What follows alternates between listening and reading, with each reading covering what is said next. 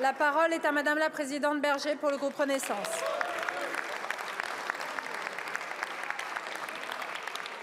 Merci Madame la présidente. Ça a commencé par des brimades sur mon poids. En classe, je recevais des stylos, des coups de compas dans le dos. Je me prenais des gifles et des insultes. Pendant 6 ans, je n'ai parlé à personne. J'avais trop honte, j'avais trop peur. Et puis j'ai décidé d'en finir. J'ai acheté 1 litre d'alcool à brûler, je l'ai répandu sur mes vêtements et je me suis mis le feu. J'avais 16 ans. Ces mots sont ceux de Jonathan Destin, victime, devenue figure de la lutte contre le harcèlement scolaire, décédé en août dernier et dont je veux ici saluer la mémoire et le combat.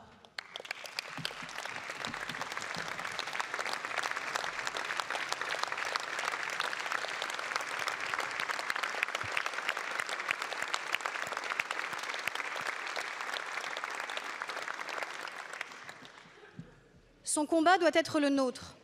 Ces drames individuels sont aussi des drames collectifs. Le suicide de Lindsay, qui a mis fin à ses jours à l'âge de 13 ans, en est un. Je veux, en notre nom à tous, lui rendre hommage et adresser nos condoléances à sa famille et à ses amis, mais aussi lui adresser nos excuses. Parce que ces enfants sont nos enfants. Lucas, Thibaut, Chanel ou Dina, ils ont mis fin à leur jour à l'âge de 10 ans, 13 ans ou 14 ans pour que le harcèlement cesse. Ces enfants, ce sont nos enfants, les enfants de la République. Qui aurait dû les protéger? Nous tous. Nous, les adultes, la communauté éducative, les autres élèves, ceux qui voient mais se taisent par crainte des représailles. Nous, les parents, car si un enfant est harcelé, cela veut bien dire qu'il y a des brutes pour le harceler. Nous, l'État, par le travail implacable de nos forces de l'ordre et de la justice, puisque nous avons justement créé un délit de harcèlement scolaire.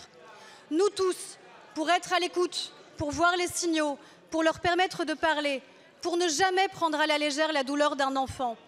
Parce que ça commence toujours par une première insulte, une première humiliation, une première gifle, et que nous ne devons rien, jamais laisser passer.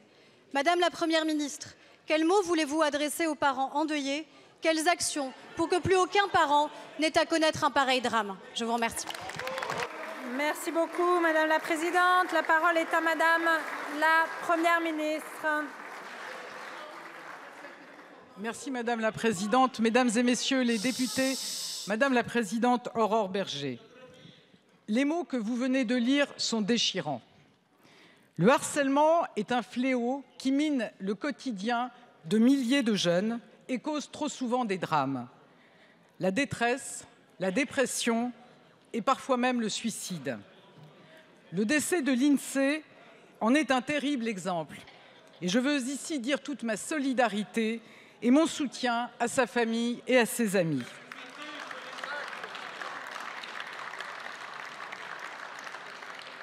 Alors oui, le harcèlement peut tuer et c'est intolérable. Madame la présidente Aurore Berger, je connais votre engagement ancien, résolu et constant dans la lutte contre le harcèlement. Je sais également qu'il est largement partagé sur tous les bancs de cet hémicycle, car sur une question si grave, il ne peut pas y avoir de clivage. Nos écoles, nos collèges, nos lycées doivent être des lieux de savoir et d'ouverture contre l'ignorance et les préjugés, des lieux où chacun est protégé. Alors nous agissons. Dès 2019, nous avons expérimenté sur la base du volontariat le programme de lutte contre le harcèlement phare. Ce programme, c'est un réseau de 400 référents à travers le territoire. C'est la création d'un protocole de prise en charge des victimes avec des élèves ambassadeurs dans chaque établissement et avec la sensibilisation des parents comme des professeurs.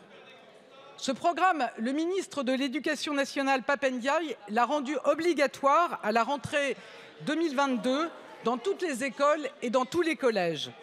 Je connais son engagement qui est aussi le mien. Mais nous devons aller plus loin. Nous allons faire de la lutte contre le harcèlement la priorité absolue de la rentrée 2023.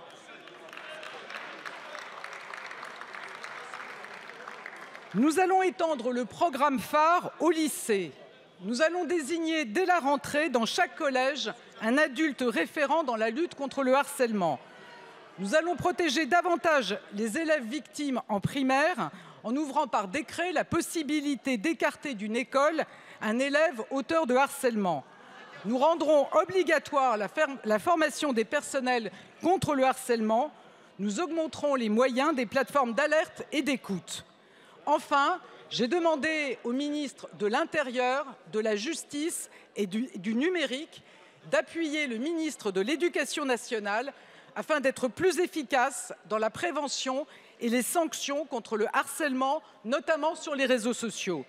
Madame la présidente Aurore Bergé, tout acte de harcèlement est intolérable. Nous ne devons rien laisser passer. Ensemble, nous continuons à nous mobiliser pour protéger notre jeunesse. Je vous remercie.